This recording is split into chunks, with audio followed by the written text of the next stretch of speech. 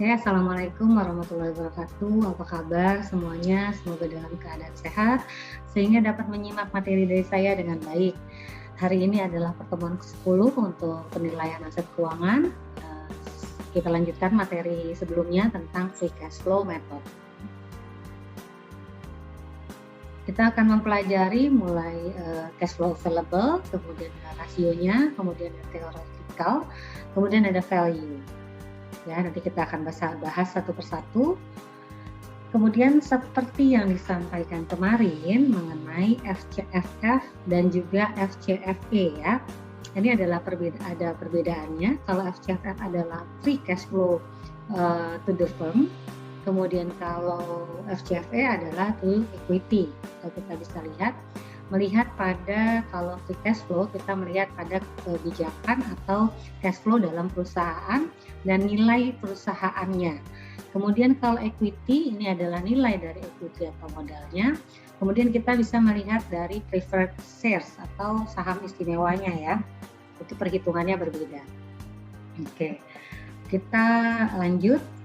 Kemudian untuk cash flow available itu biasanya ketika kita memiliki kelebihan kas atau kas yang available dapat digunakan, itu biasanya untuk membayar pinjaman ya kepada peminjam gitu ya sebagai kepada kreditur gitu. Kemudian kita membayar apalagi membayar common and preferred dividend, kita membayar dividen. Kemudian apalagi kita gunakan ya ketika cash flow-nya available itu untuk membeli kembali ekuitas atau untuk pembayaran hutang. Kemudian kalau adjustment to net income atau penyesuaian untuk laba bersih gitu ya, itu adalah yang pertama untuk interest and principal payment, bunga dan hutang pokok. Kemudian yang tidak bisa dibayarkan dengan cash gitu ya, non cash item, itu biasanya kita adjust atau kita sesuaikan pada laporan inti laba. Kemudian ada biaya rata-rata working capital, kemudian ada capital expenditure atau beban biaya modal. Kemudian, nah ini adalah rumusnya. Untuk menghitung free cash flow to the firm, ini adalah net income ditambah interest and principal payment, kemudian ada non-cash item, ini contohnya adalah depresiasi. Sekali lagi bahwa depresiasi itu tidak masuk ke dalam laporan cash flow ya. Jadi dia masuknya ke adjustment net income, kemudian dikurangi dengan net working capital, artinya rata-rata net working capital, kemudian dikurangi dengan capital expenditure. Ya, itulah hasilnya adalah FCFF atau free cash flow to the firm. Kemudian ini tadi sudah ya. Oke. Kemudian kalau FCFE gimana ngitungnya? Ngitungnya adalah net income ditambah non-cash item, kemudian dikurang net working capital, kemudian dikurang capital expenditure, itulah hasil dari FCFE. Ini perubahan ya, lambang segitiga ini perubahan net working capital ya, ini perubahan capital expenditure. Begitu juga dengan ini perubahan net working capital, ini perubahan capital expenditure. Lambangnya segitiga gini ya. Oke. Kemudian alternate FCFE method. Jadi selain pakai cara yang tadi net income, kemudian dikurangi dengan yang sebelumnya dikurangi dengan non cash item, kemudian dikurangi dengan net working capital, dikurangi dengan capital expenditure. Sebelumnya kan ditambah net income ditambah non cash item, kemudian dikurangi net working capital, dikurangi capital expenditure, itu bisa dapat kita bisa pakai atau bisa mendapatkan hasil dari FCFE. Kemudian metode alternatifnya untuk FCFE adalah dengan FCFF dikurang dengan value of debt atau nilai hutang. Itu juga bisa untuk mencari FCFE. Kemudian kemungkinan untuk pattern growth atau kenaikan atau penurunan pertumbuhan gitu ya. Yang pertama FCFF konstan atau free cash flow yang sifatnya konstan. Ini artinya asumsinya nggak ada pertumbuhan. Kemudian kalau FCFF atau free cash flow changing at constant rate, artinya growth-nya atau pertumbuhannya adalah konstan. Asumsinya seperti itu. Kemudian di antara keduanya atau variable growth assumption. Ya, ini possible-nya kemungkinan pattern yang akan ditimbulkan dari sebuah pertumbuhan. Kemudian ini di cash flow, yang pertama ada diperoleh dari net income, dari income statement itu dari net income atau menggunakan metode ini. Kemudian statement of cash flow atau laporan keuangan arus kas, ini adalah diperoleh dari cash flow yang berasal dari operation atau kegiatan operasional. Kemudian kalau interest dan principal payment atau pembayaran principal gitu ya, after tax interest payment itu adalah interest, rumusnya adalah interest dikalikan dengan 1 min tax. Kemudian kalau principal repayment itu adalah target capital structure atau target untuk struktur modal. Jadi pembiayaan ya, principal repayment tuh dapat modalnya atau pembiayaan perusahaannya berasal dari mana? Itu adalah targetnya di capital structure. Apakah berasal dari hutang 70%, misalnya 70%-nya dari equity. Itu principal repayment, pembiayaan kembali perusahaan. Kemudian ini adalah non cash adjustment. Ini sebenarnya adalah komponen-komponen di laporan arus kas dan laporan laba bersih atau laba rugi ya. Jadi kalau di komponennya atau item atau akunnya adalah depresiasi, berarti menambahkan adjustment-nya adalah ditambahkan pada net income. Kemudian kalau amortisasi juga ditambahkan. Kemudian kalau gains atau untung ya, itu adalah sifatnya adalah dikurangi. Kemudian adjustment-nya, kemudian amortisasi ini adalah tambahkan, added back. Kemudian amortisasi long term bond premium adalah subtracted atau dikurangi, dan ini deferred tax adalah tidak ada adjustment di dalam income. Oke, kemudian ini kita menghitung forecasting cash flow atau perkiraan arus kas. Yang pertama, dari mana sih menghitung forecasting atau perkiraan arus kas? Kita gunakan historical data.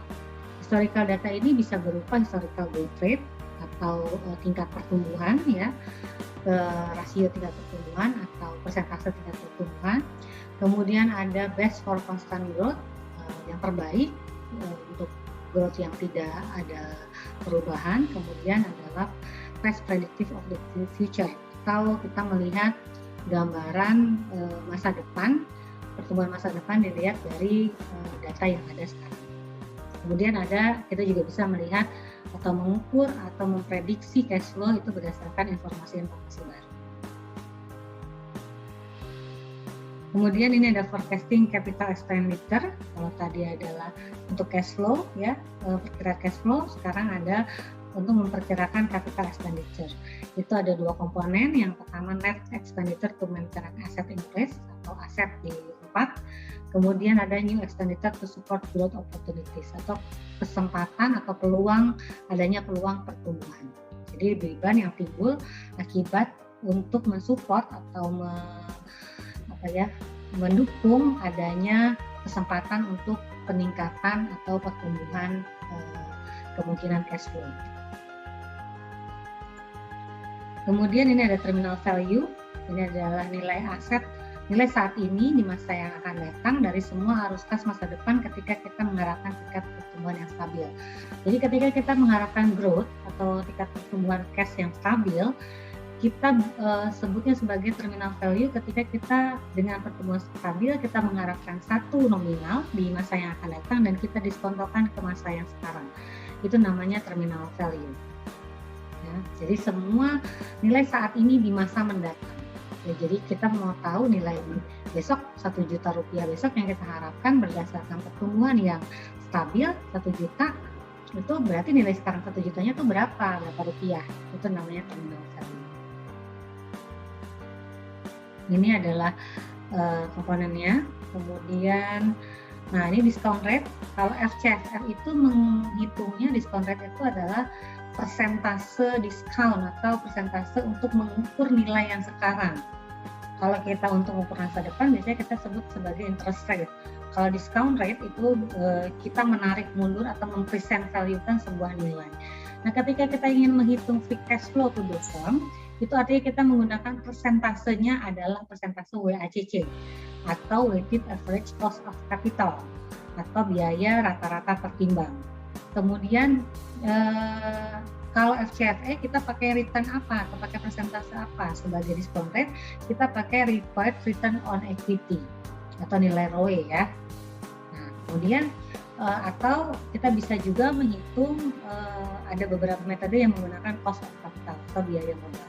Seperti kemarin ya WACC, kita harus menghitung biaya modal dan juga kita harus menghitung komponen atau persentase atau WD itu ya ketika kita menggunakan debt itu WD kali KD, itu artinya kita menghitung berapa besar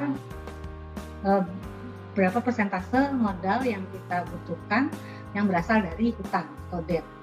Kemudian kita kalikan dengan biaya atas modal tersebut ya, berupa apa ya, berupa bunga itu. Karena sudah kita bahas ya, bunga yang timbul akibat pengadaan modal tersebut. Kemudian ini adalah problem with free cash flow, beberapa masalah atau problemnya. Yang pertama adalah technical problem. Free cash flow forecast are generally not available. Kemudian generally must compute statement of cash flow form. Ada earning forecast, ada balance sheet assumption. Kemudian ada much of value comes far in the future. Jadi kadang-kadang free cash flow itu perkiraan cash flow nggak tersedia gitu ya, not available. Kemudian biasanya juga kita harus menghitung cash flow berdasarkan earning forecast atau laba, perkiraan laba. Kemudian apalagi asumsi balance sheet atau asumsi neraca. Ya, kemudian banyaknya value yang harus kita hitung untuk di masa yang akan datang. Ini biasanya technical problem untuk menghitung sebuah FCFF atau FCFV. Kemudian kalau capital expenditure adalah cash flow available to the firm suppliers of capital after all operating expenses have been paid and necessary investment in working capital and fixed capital have been made. What is necessary gitu ya pertanyaannya. Terus masalah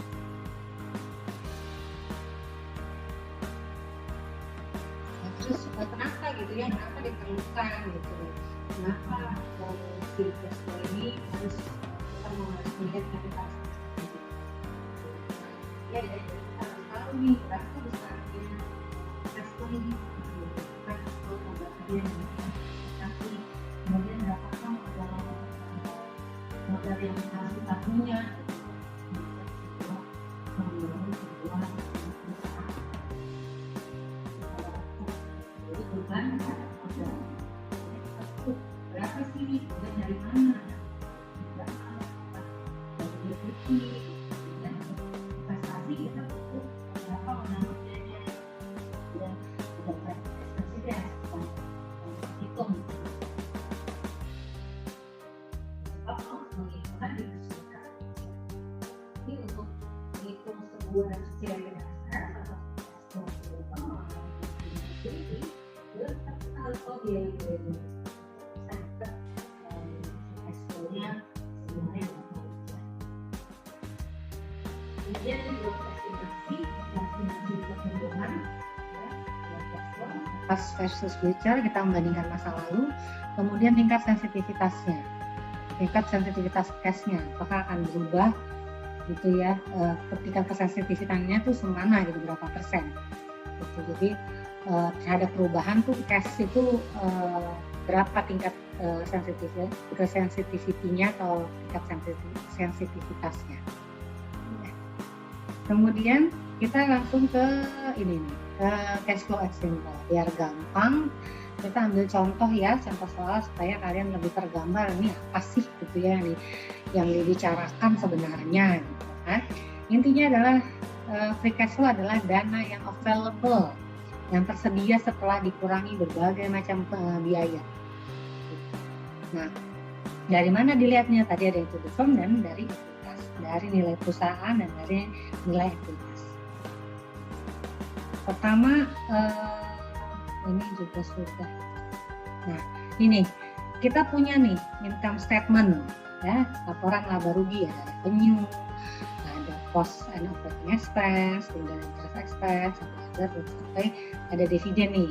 Berarti dibagikannya dari net income ya yang diterima, itu yang dibagikan adalah 24 juta dolar, sisanya adalah return earning atau laba ditahan.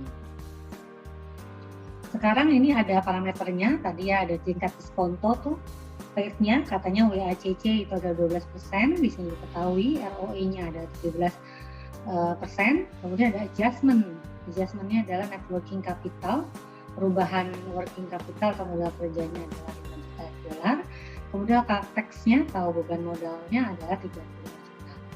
Kemudian growth rate atau tingkat pertumbuhan cash-nya ini diketahui bahwa pada tahun 1 sampai tahun keempat adalah 20%. Pada tahun kelima dan seterusnya adalah 2%.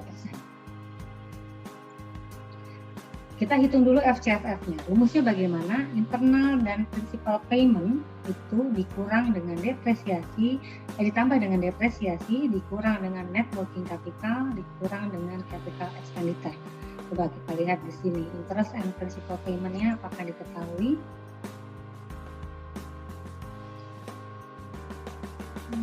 Oke, sebentar.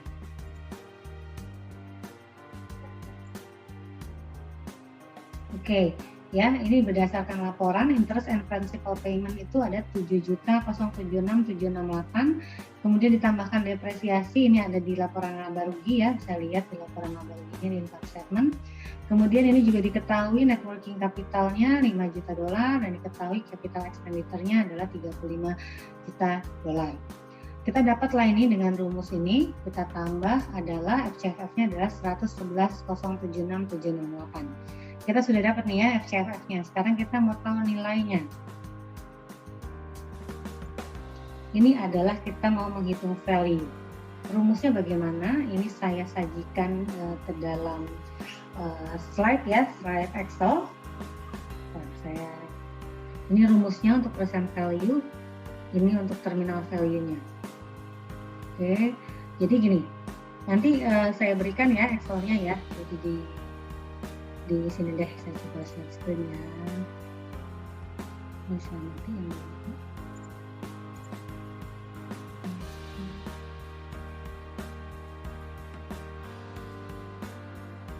Ya, tadi dari tabel PPT yang tadi kita menghitung value-nya. Ini adalah tadi kita sampai di sini ya. Tadi kita sampai di example atau perhitungannya. Ini sudah diketahui ya kalau ternyata FCFF-nya adalah 111.076. Kemudian bagaimana cara menghitung value-nya, nilainya? Ya, nilai FCFF valuation atau nilai free cash flow to the firm, nilai valuasi dari FCFF. Itu caranya adalah seperti ini ada di tabel. Kemudian saya coba share untuk Excel-nya, nanti saya taruh di dalam Leads juga. Kita tadi ketahui bahwa FCFF-nya adalah 111.076. Kemudian WACC-nya 12% ada di dalam soal. Kemudian ROE-nya adalah 17%. Untuk menghitung FCFF, kita butuhkan adalah yang pertama kita cari FCFF berdasarkan growth-nya dulu. Ya, caranya gimana Bu cari growth-nya? Ini dikalikan 1,2 atau ditambah dengan 20% di setiap tahunnya. Ya, jadi rumusnya seperti ini. 111 dikali 1 ditambah 20% di tahun pertama. Kemudian tahun kedua bagaimana? Tahun kedua berarti yang menjadi dasar perhitungannya adalah di tahun pertama. Tahun ketiga itu juga sama, menjadi perhitungannya adalah di tahun sebelumnya atau tahun kedua. Begitu sampai dengan tahun keempat. Kemudian tahun kelima gimana? Karena dalam informasi growth-nya di tahun kelima dan seterusnya itu adalah 2%, jadi kita pakai growth-nya 2%. Rumusnya sama. Jadi tahun sebelumnya dikalikan dengan 1 plus growth. Ya. Oke, sampai di situ. Setelah kita sudah tahu FCFF dengan tingkat pertumbuhan di masing-masing tahun, kemudian kita cari terminal value. Tadi terminal value adalah nilai masa yang akan datang, total nilai cash masa yang akan datang ketika didiskontokan dengan nilai sekarang. Rumusnya adalah seperti ini. Ya, tadi sudah ada ya di dalam slide. Jadi rumusnya adalah FCFF yang sudah digabungkan atau sudah dinilai dengan growth itu dikalikan 1 plus persentase growth dibagi dengan WACC dikurang dengan growth. Kenapa WACC? Karena dalam FCFF tingkat diskonto dinilai dengan WACC, bukan dengan ROE. Ya, kalau FCFE itu dengan growth. Kalau FCFF kita hitung dengan weighted average cost capital atau biaya rata-rata timbang. Ya, dapatlah hasilnya 2349353. Sampai di sini sudah clear. Kemudian kita hitung PV-nya atau percent value annual-nya. Gimana rumusnya? Seperti rumus PV, tadi sudah dijelaskan ya. Namanya rumus PV itu adalah nilai atau future value dibagi dengan 1 plus R pangkat N. Rumusnya gitu ya. R-nya itu apa? Atau tingkat diskonto atau tingkat bunga. Ya, R itu adalah persentase tingkat diskonto.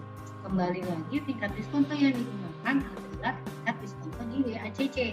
Karena ini adalah nilai yang menghitung adalah nilai evaluasi dari CFF. Oke, kemudian rumusnya seperti itu ya. Jadi nilai CFF dibagi dengan 1 plus R ditambah dengan N. N itu adalah tahun ke N, jadi tahun ke-1. Kemudian ini tahun kedua sama rumusnya, begitu pun seterusnya sampai di tahun ke-5 yang dijadikan patokan adalah di terminal value. Karena ini adalah nilai masa yang akan datang secara total di tahun ke-5. Nah, informasinya tadi sampai tahun ke-5. Nah, bedanya apa? Bedanya FCFF yang dipakai adalah nilai yang dipakai adalah nilai yang menjadi terminal value. Kemudian jangka waktunya adalah jangka waktu N-1. Jadi di tingkat pertumbuhan di 4 tahun. Jadi N-nya sama dengan 4, N-1. Ya, jadi F11 ini di sini adalah nilai terminal value-nya dibagi dengan 1 plus sama dengan WACC juga dipangkatkan N. N-nya adalah N1 atau pangkat. Dapatlah 1493. Ini adalah long term PV atau percent value-nya long term. Secara long term, secara keseluruhan, secara jangka panjang, valuasinya adalah 1493,05.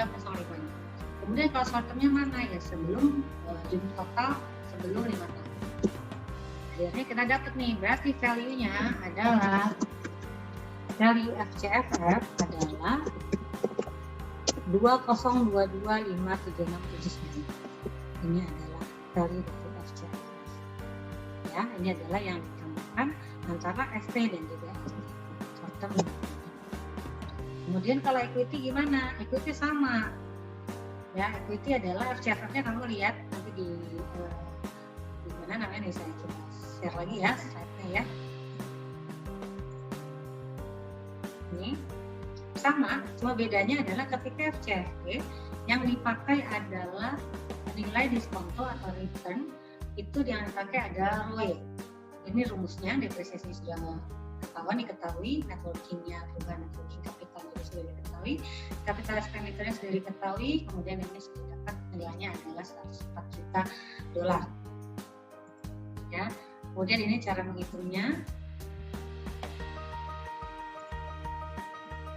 Ini ya cara menghitungnya. Ini adalah rumus untuk menghitung nilai valuasi atau valuasi dari FCFF. Rumusnya sama. Yang membedakan adalah ketika kita menggunakan return dari tingkat diskonto, kalian menggunakan ya, contohnya ya, EV-nya adalah FCFF per 1 plus ROE dikali dengan pangkat 1 M-nya. Kalau di sini sama, akhirnya N-1, jadi 4. Ya. Kemudian sama lagi, berarti long term-nya ini adalah ini adalah tambahan dari 1. Jadilah value untuk FCFE adalah nilainya sebesar 1225930,309. Ya, jadi untuk materi mengenai valuasi free cash flow, baik yang Google Form maupun yang ekuitas sudah selesai. Terima kasih sudah menyimak. Nanti jika ada yang tidak jelas boleh ditanyakan saat kuliahan ya, saat kelas berlangsung. Dari saya sekian, terima kasih. Wassalamualaikum warahmatullahi wabarakatuh.